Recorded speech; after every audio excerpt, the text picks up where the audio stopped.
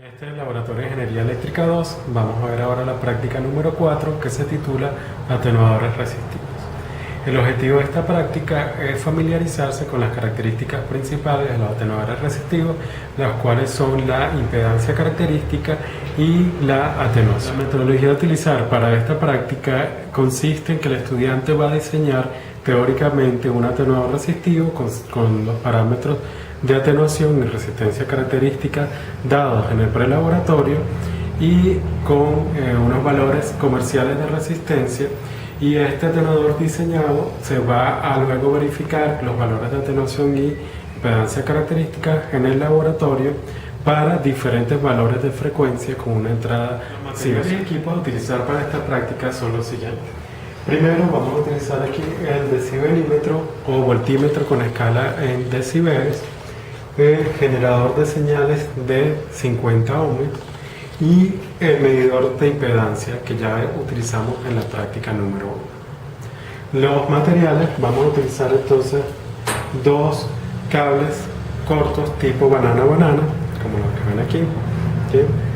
Dos cables largos tipo banana-banana, también como los que vemos aquí, banana-banana, ¿sí? Y dos cables o puntas de osciloscopio, en el cual tenemos una punta, tenemos dos caimanes y una punta tipo BNC. El equipo que vamos a utilizar, o el otro material, es este arreglo con las impedancias, con las resistencias de los atenuadores tipo T. Tenemos un atenuador, dos atenuadores, los cuales podemos conectar en tipo cascada o por individual. Esto está en el laboratorio y tiene los valores que supuestamente deberían dar del prelaboratorio.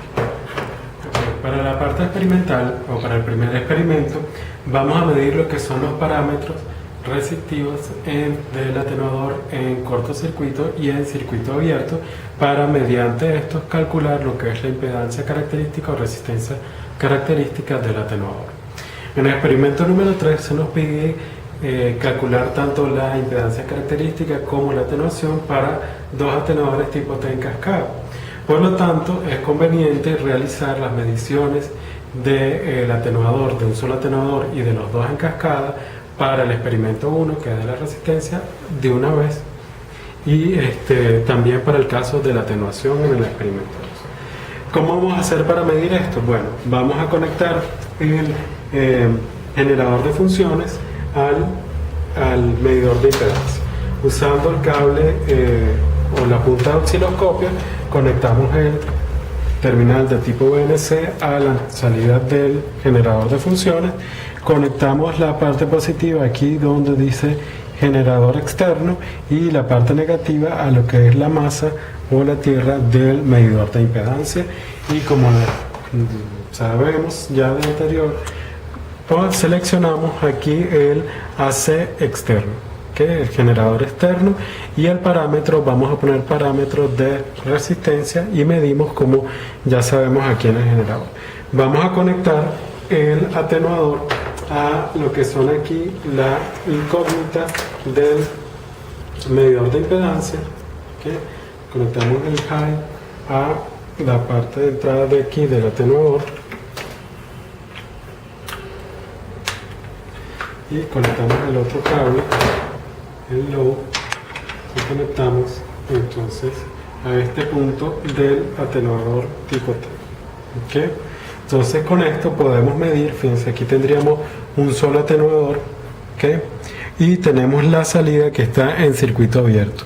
Con eso entonces medimos aquí la resistencia a circuito abierto de un solo atenuador. Ahora, para medir la resistencia en cortocircuito, usamos el otro cable tipo banana-banana y lo conectamos aquí a la salida entre este punto y este otro punto. ¿Okay? Y entonces volvemos a medir entonces la resistencia con la resistencia de entrada a cortocircuito. Y vamos a variar lo que va a ser aquí la frecuencia del generador de señales entre los valores que se indican en la guía de práctica. Eso entonces vamos a medir para cada valor de frecuencia la impedancia o la resistencia de entrada en circuito abierto y en cortocircuito. Para conectar o para hacer las mediciones de los dos atenuadores en cascada, vamos a conectar entonces este punto con este punto y vamos a medir la salida en este otro punto que está aquí. ¿Okay? Entonces fíjense, tenemos aquí uno de los puntos o de los bornes del medidor de impedancia conectado aquí a la entrada, ¿okay? Y el otro lo vamos a conectar entonces aquí a este punto a la salida. ¿Okay? Esto, como ya lo tenemos aquí cortocircuitada la salida, entonces medimos aquí lo que sería la impedancia del cortocircuito o la impedancia o la resistencia del circuito cerrado, el cortocircuito, la salida de los dos atenuadores tipo cascada. Y eso lo vamos a hacer entonces para todas las frecuencias que se indican en la práctica, tomando en cuenta que el medidor de impedancia mide solo hasta 20 kilogramos. Para medir la impedancia del circuito abierto, desconectamos entonces la salida, están cortocircuitadas, y hacemos las mediciones entre estos puntos para la impedancia del circuito abierto de los dos atenuadores en cascada. Experimento número 2, medición de atenuación. Para medir la atenuación vamos a conectar el generador de señales de 50 ohms a la entrada del atenuador. En este caso aquí tenemos un solo atenuador tipo T, tenemos la entrada del generador aquí y tenemos que conectar a la salida una resistencia de 50 ohms. ¿Okay? Tenemos aquí la resistencia de 50 ohms en esta caja de resistencia. ¿Okay? Entonces, con el medidor o el voltímetro con escala en decibelios vamos a medir entre el punto de entrada, que es este punto de acá, estos dos puntos de acá, vamos a medir cuánto es la tensión y tanto en voltios como en dB a la entrada y a la salida. ¿Okay? Eso lo vamos a hacer para un atenuador tipo T y también lo vamos a hacer para el caso de los dos atenuadores tipo T en cascada. Vamos a colocar la salida aquí, vamos a colocar la parte negativa de la salida. Bueno, vamos a conectar primero estos dos puntos que están aquí, conectamos estos dos puntos y conectamos entonces la salida, la resistencia de 50 ohms a la salida entre estos dos puntos, y vamos igualmente entonces a medir la tensión de entrada con el voltímetro con escala en dB, tanto a la entrada como a la salida. ¿Okay? Como la salida que lo tenemos aquí. Recuérdense que esto lo vamos a hacer para diferentes valores de frecuencia del generador. Vamos a ir variando la frecuencia y vamos a obtener entonces las tensiones de entrada y de salida tanto en voltios como en dB.